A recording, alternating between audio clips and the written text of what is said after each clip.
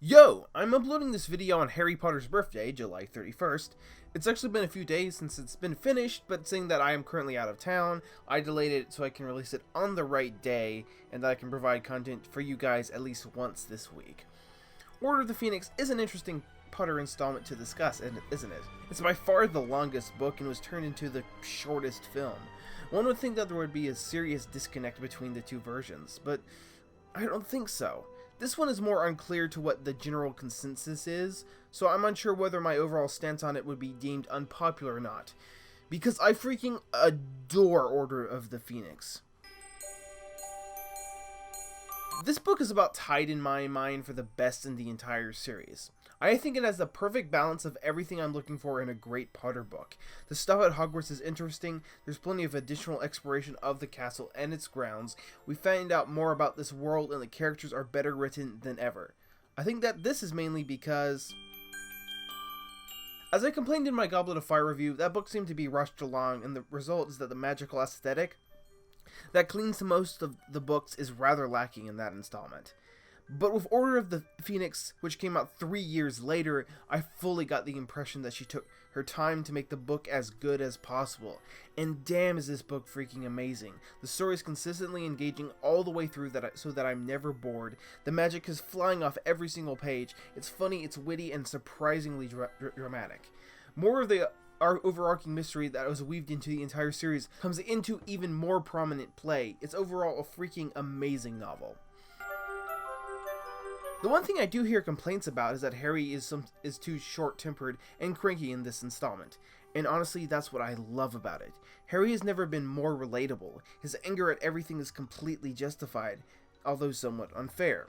He just saw someone die and a grand villain rise once more, and he's forced to know nothing for half the summer. He's very irritable across all of the book, and honestly, I think it's about time. So much shit has happened to Harry over the course of the entire series that I'm getting pissed off at everything as his life becomes more and more worse with everything crashing down around him.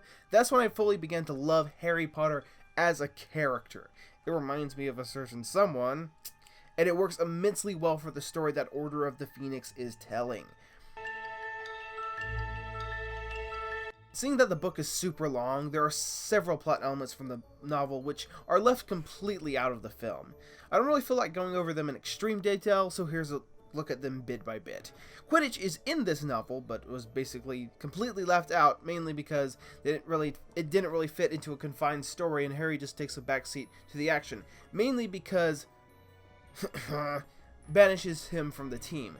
It was interesting to look at it from a different viewpoint, because instead of the tension being Harry, who is already deemed one of the greatest seekers of all time because of his natural talent, is facing the varying odds of the game. However, JK did something rather interesting with this one. By having Harry be kicked off, we can focus on Ron evolving as a character by gaining self-confidence over the course of the narrative. This is a great way to give Ron something more involving to do.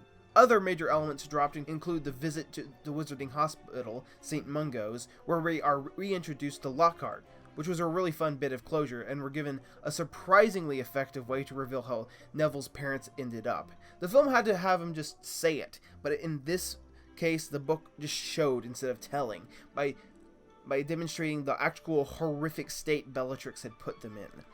This book has way more focus on the owl examinations, as well as demonstrating Harry's desire to be an Auror.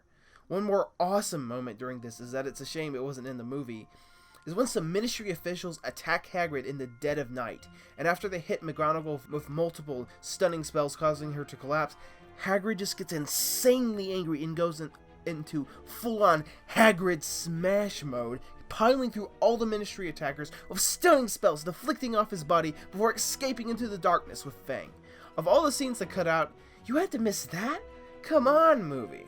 Of course, this isn't a detailed nitpicky discussion of all the little things cut out of the movie. I'm not the sort to care too much about that. I guess I wrote myself into a corner here in how I approach the two sides of the coin. But Harry Potter and the Order of the Phoenix is pretty much a perfect book. It develops its characters, it furthers the overarching narrative significantly, it has one of the greatest villains of all time. Don't worry, I'm getting there. And oh my god, is it entertaining.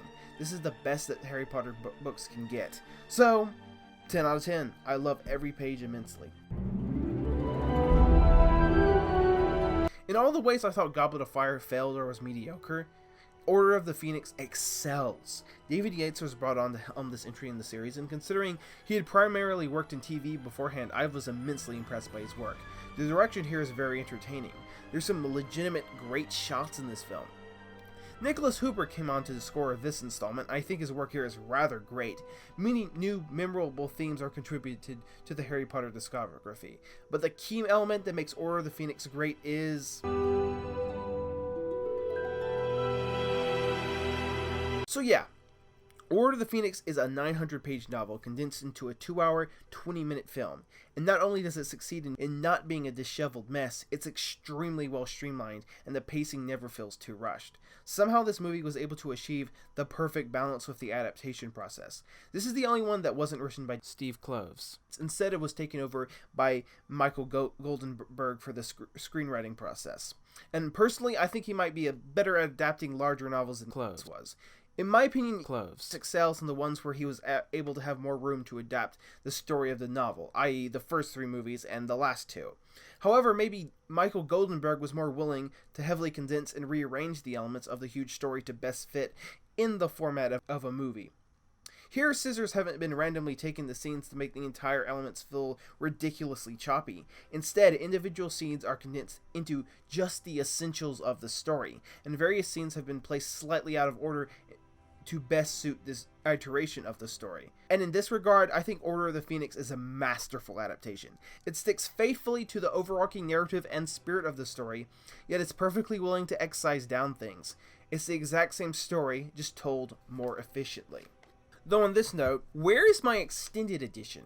I love the theatrical cut, but if you look around you can find that the original cut was over 3 hours. Not just the deleted scenes you might find on YouTube, but there's 45 minutes of unused footage that's never seen the light of day. Hey, Warner Brothers, you like money, right?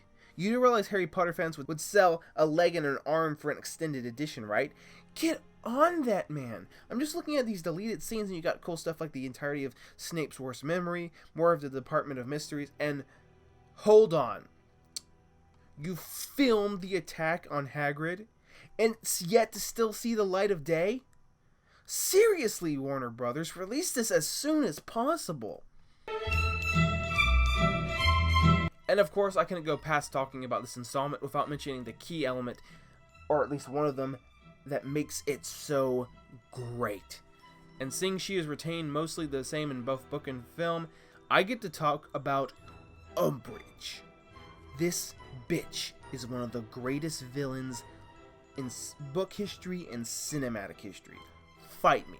The way J.K. Rowling wrote her, and then how Amelia Staunton portrayed this paragon of despicability, this pillar of true evil, is freaking masterful. Never have I hated a character more, and that's why this story is so damn good.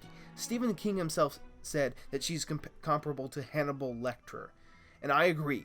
No, she's not sadistic in that fashion, but the way she's portrayed allows the reader or viewer to just hate her so intensely that it just carries the story through. We've all had that teacher we just completely despised, who was a bully, who was terrible at teaching, who made you just lose all passion for learning, who just made every second in her classroom torture.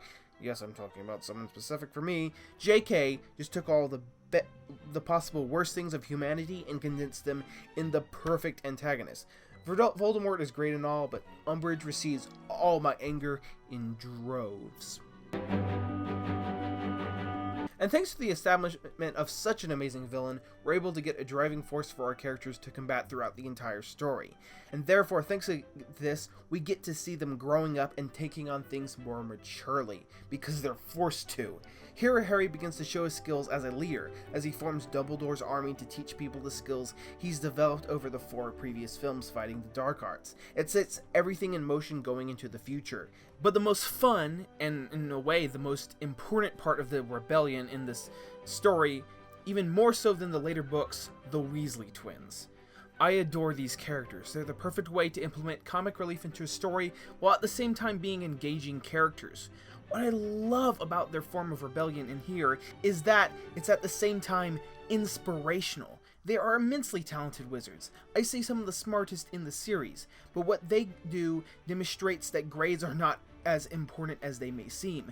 Grades do not define who you are. Your passion does. The Weasley twins put all of their time into their passion for making people laugh and bringing joy to the world, rebelling against the system that forces kids to get over stress over meaningful numbers, a system that exists in both the wizarding world and our real society. This is what, in my eyes, defines them as magnificent characters more than just comic relief. They actually genuinely represent something important.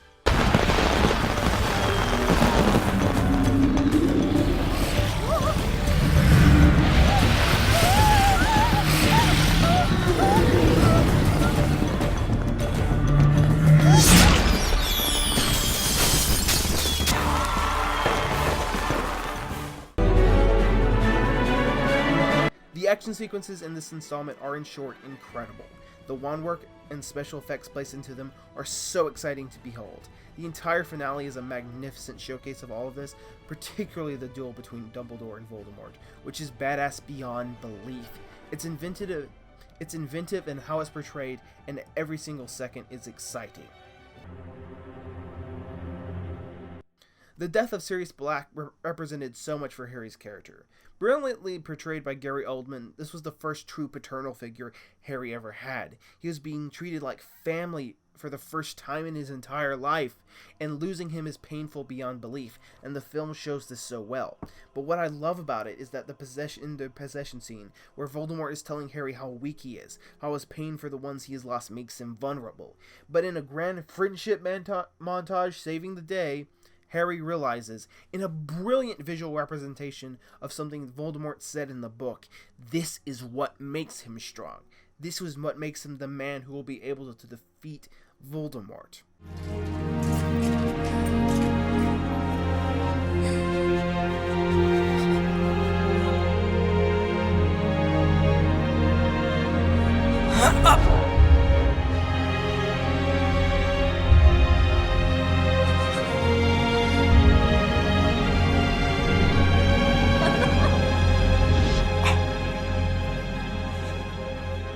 You're the weak one, and you'll never know love or friendship. And I feel sorry for you. In conclusion, I love Order of the Phoenix. It continues all the arcs left over from previous installments beautifully. It introduces new elements. I don't know what the right place to say it, but Luna Lovegood is such an amazing character. The entire movie is emotionally resonant. In short, this film is a great one. I'm giving it a 9.5 out of 10.